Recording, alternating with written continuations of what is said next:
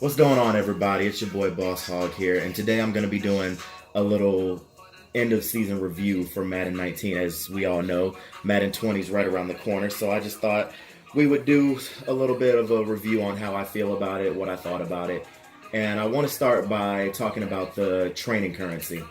So I liked it and I didn't like it. I liked it for the simple fact that it saved us from that terrible situation we had to deal with back in Madden 15, 16, 17, all that, where we would have an excessive amount of cards in our binder for no reason.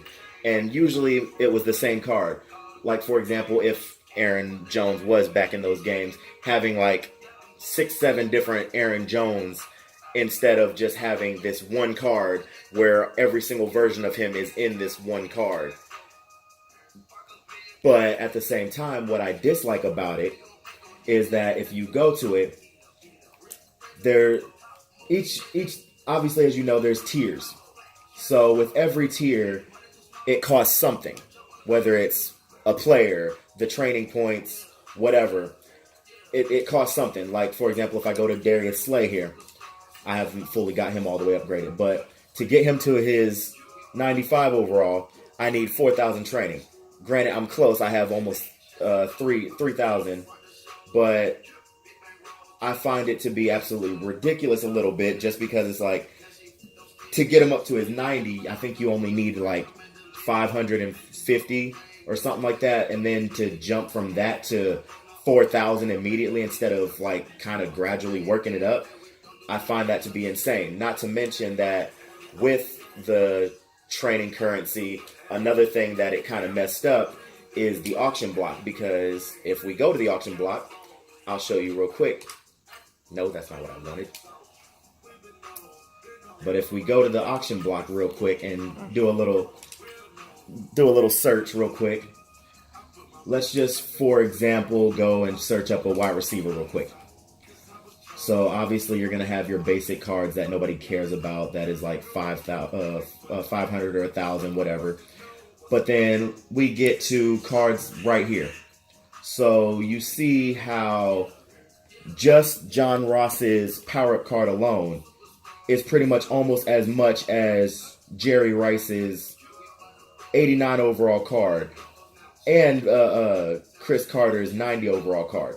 Or if we go a little bit lower, we have an 88 overall DeAndre Hopkins that's more than the 90 overall and 89 overall cards, which I find to be absolutely preposterous, because yes, I get it, it's DeAndre Hopkins. Yes, I get it, it's an 88 overall card. DeAndre Hopkins is one of the greatest wide receivers we have right now, behind OBJ, Julio Jones, all that good stuff. But there's no reason that he should be more or as much as this 92 overall Cooper Kupp or this 95 overall Robert Woods. It's ridiculous. It's stupid. And I get it that people are trying to get more coins because they view it as, oh, you can put it all in one card, so let's just up the price in the market.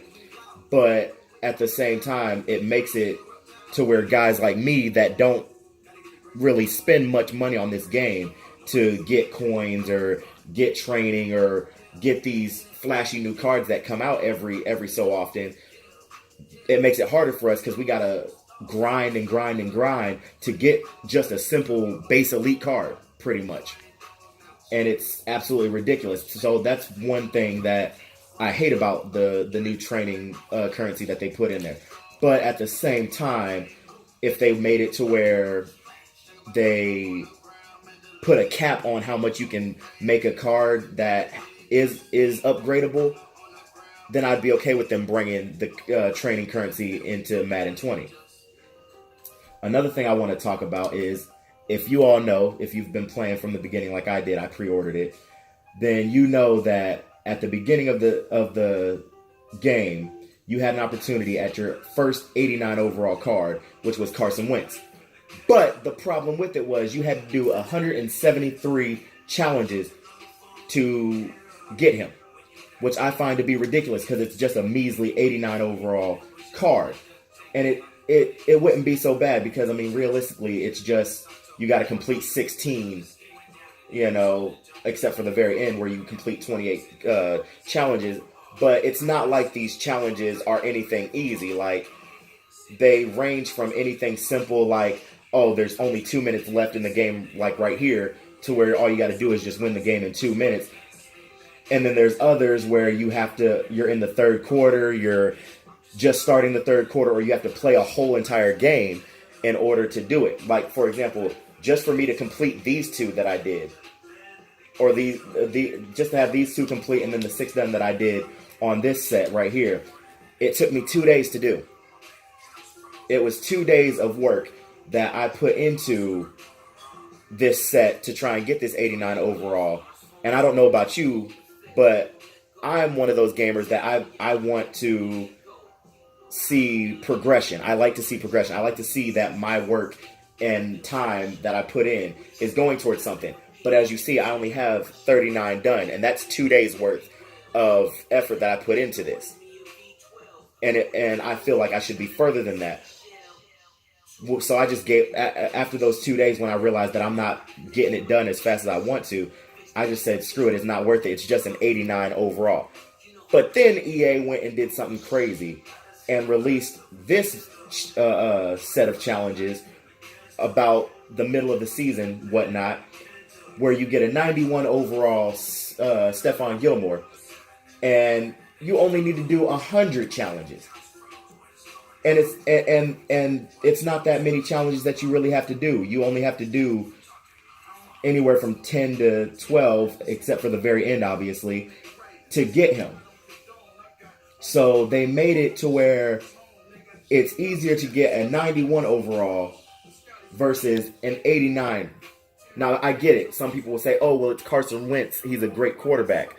Yes, I understand that. But is he really that great that you need to make it to where it takes 173 challenges to get him? No, it's not worth it. It's just a waste of time. But then to make it even worse, they went and made this challenge at the end of the season, close to the end of the season, where you get a 95 overall Le'Veon Bell, which only requires you to do 84 challenges. So I find that to be absolutely ridiculous, because I feel like these all should be reversed.